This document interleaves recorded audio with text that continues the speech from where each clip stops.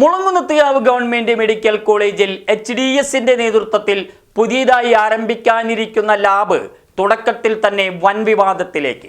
കോടികൾ മുടക്കിയാണ് അത്യാഹിത വിഭാഗത്തിന് മുന്നിൽ ലാബ് ആരംഭിക്കാൻ ആലോചന നടന്നത്. പദ്ധതിയെ അഴിമതിയിൽ മുക്കിക്കൊല്ലാനാണ് അധികൃതർ ശ്രമിക്കുന്നതെന്നാണ് ആരോപണം. ലാബിനൊപ്പം സൂപ്രണ്ട് ഓഫീസ് നവീകരണത്തിനും പദ്ധതിയുണ്ട്.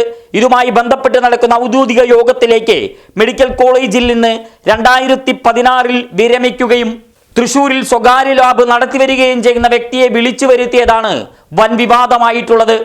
മെഡിക്കൽ കോളേജിൽ സീനിയർ ലാബ് ടെക്നീഷ്യനായിരുന്ന വ്യക്തിയെയാണ് സൂപ്രണ്ട് ഇൻചാർജ് വിളിച്ച തീർത്തും ഔദ്യോഗിക യോഗത്തിലേക്ക് ക്ഷണിച്ചത്.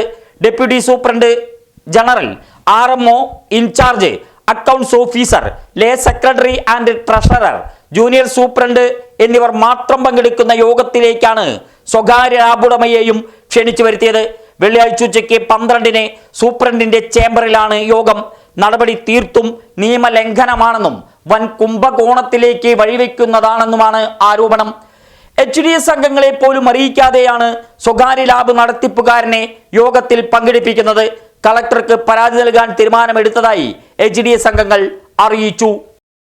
ഇപ്പോൾ മെഡിക്കൽ കോളേജിനെ സംബന്ധിച്ചിടത്തോളം അവിടെ ഏതൊക്കെ സ്റ്റാഫിനെ വെക്കണമെന്നതിനെ സംബന്ധിച്ച് വിശദമായി ചർച്ച ചെയ്യാതെ ഒരു പക്ഷേ കോവിഡ് കാലഘട്ടങ്ങളിൽ വിരമിച്ചതിന് ശേഷവും ഈ ആശുപത്രി ചുരുങ്ങിയ കാലഘട്ടം പ്രവർത്തിക്കുകയും അതിലൊട്ടേറെ വിവാദങ്ങൾ ഉണ്ടാവുകയും ചെയ്ത ഈ വിവാദ പുരുഷനെ കൂടെ ഉൾപ്പെടുത്തി ഇതുപോലൊരു യോഗം നടത്തുമ്പോൾ നടപടിയിൽ പ്രതിഷേധിച്ചു.